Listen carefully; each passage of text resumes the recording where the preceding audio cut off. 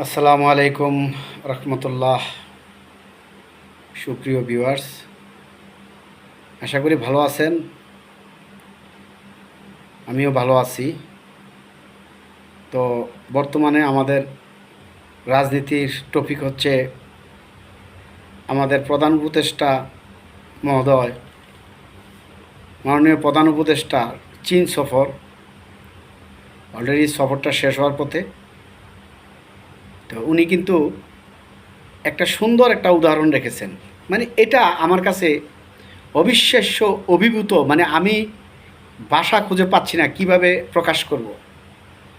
দেখেন, উনি কিন্তু চীন সফরে যাওয়ার আগে জাতির উদ্দেশ্যে কি বলেছেন, ঘোষণা দিয়েছেন। জাতির উদ্দেশ্যে উনি শর্ট ভিডিও ছেড়েছেন যে আমি অমুক তারিখ 4 দিনের সফরে চীনের উদ্দেশ্যে রওনা দিচ্ছি।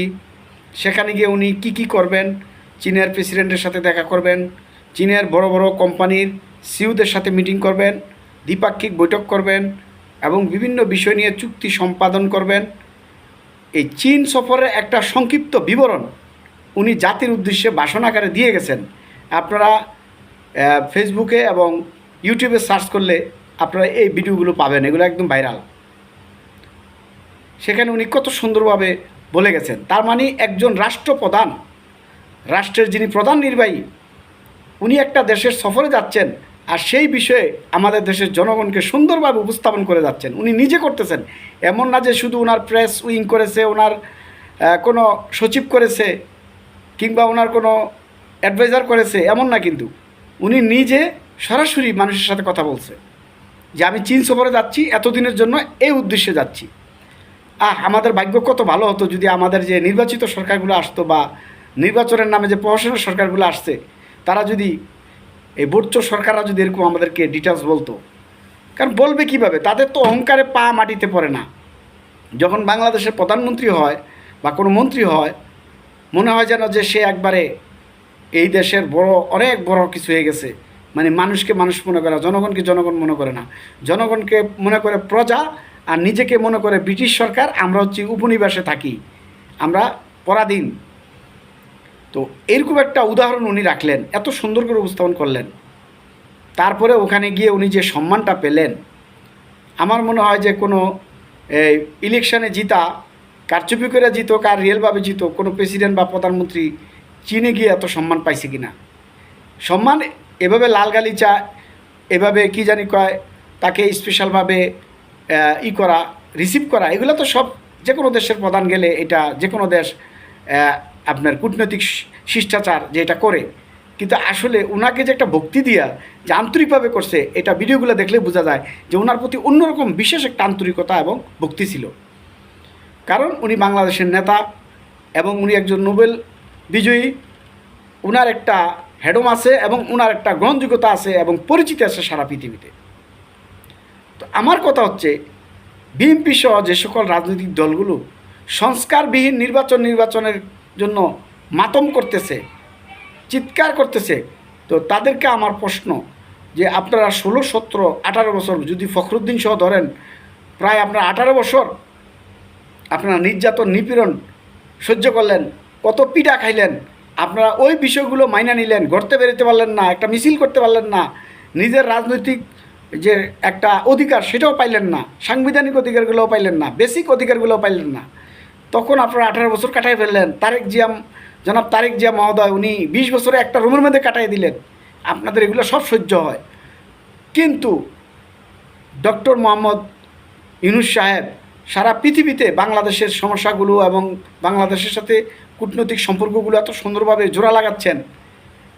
যদিও দেশের অর্থনীতি খুবই খারাপ অবস্থায়, শেখ হাসিনা ফিসির সরকার রেখে গেছে, কিন্তু ডক্টর মোহাম্মদ ইউনূস সে একটা নির্বাচিত সরকার চেয়েও বেশি আর অ্যাডভান্স। উনি আরও স্মার্টভাবে, আরও স্বচ্ছভাবে এবং জনগণকে জানিয়ে উনি এই বিষয়গুলোতে এবং কূটনৈতিক সম্পর্কগুলোতে উন্নতি ঘটাচ্ছেন। এটা আপনাদের মজা লাগে না, আপনাদের সহ্য হয় না যে 1 বছর 1.5 বছর উনি থাকুক বা 2 বছর উনি থাকুক, থাইকা দেশের সর্বক্ষেত্রে সংস্কার করুক, রাজনীতিতে সংস্কার, ইলেকশনের সংস্কার, আমাদের যে বিচার বিভাগীয় সংস্কার, সবগুলো বিষয়গুলো উনি সংস্কার করে একটা সুন্দর পরিবেশে সুন্দর একটা নিরপেক্ষ অংশগ্রহণমূলক নির্বাচন উনি এটা আপনাদের সহ্য হয় না, কারণ আপনাদের দ্রুত তাড়া আছে। মানে ট্রেন, এক যাত্রী নামছে, আরেক যাত্রী উঠবে, ট্রেন চলে যাবে, তাড়াতাড়ি ট্রেনে চড়তে হবে, আপনাদের দ্রুত ক্ষমতার মসনদে বসে দ্রুত লুটপাট শুরু করতে হবে। এই হচ্ছে আপনাদের পাওয়ারের নেশা। আসলে বাংলাদেশের রাজনৈতিক দলগুলোর নেতাগুলোর নেশা হচ্ছে পাওয়ারের নেশা, এক একজনের এক এক নেশা। হ্যাঁ, তো ওনাদের নেশা হচ্ছে পাওয়ারের নেশা। আসলে দেশের জন্য কিছু করা, দেশপ্রেম কিংবা দেশকে উন্নত করা, এটা ওনাদের নেশা না, কিংবা ওনাদের পেশা না। তো আমার কথা হচ্ছে যে আমরা সংস্কারের কথা শুনলে আপনাদের শরীরে জ্বর উঠে যায়, গা জ্বালাপোড়া করে। কারণ সংস্কার হলে আপনাদের সামনের দিকে ভবিষ্যতে অনেক সমস্যা আছে, অনেক বিপদ আছে, দুর্নীতি করার ফাঁকফোকর বন্ধ হয়ে যাবে। তো যারা তারা দিচ্ছে নির্বাচনের জন্য, তাদের কাছে অনুরোধ করি যে আপনাদের বিবেককে জাগ্রত করুন এবং আপনাদেরকে আল্লাহ তাআলা হেদায়েত দান করুক যে আপনারা দেশটাকে সংস্কার করেন। এবং শুধু দেশ না, রাজনৈতিক দলগুলোর মধ্যেও সংস্কার হতে হবে। রাজনৈতিক দলগুলো তাদের একটা ময়নাতদন্ত জাতির সামনে ধরতে হবে যে আমাদের এই সমস্যাগুলো ছিল, আমরা সেগুলো কাটছাট করছি, সমাধান করছি, এবং আমাদের গঠনতন্ত্রে এবং দলীয় যে সংবিধানে ভুল ছিল, ভুলগুলো ঠিক করছি।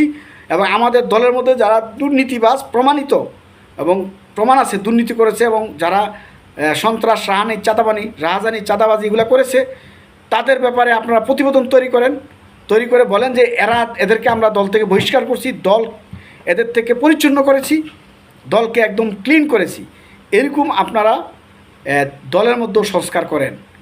এভাবে আপনাদের একটা দল দেখে সব দল একই সিস্টেমের সংস্কার করবে। তারপরে আমাদের নির্বাচন কমিশনকে ঠিক করেন। নির্বাচনের করার যে পদ্ধতি, আমাদের অনেক মান্দাতামলের পদ্ধতি রয়ে গেছে, যেগুলোতে ভুলভ্রান্তি ভরা, সিস্টেমের ভুলভ্রান্তি আছে, সেগুলো ঠিক করেন।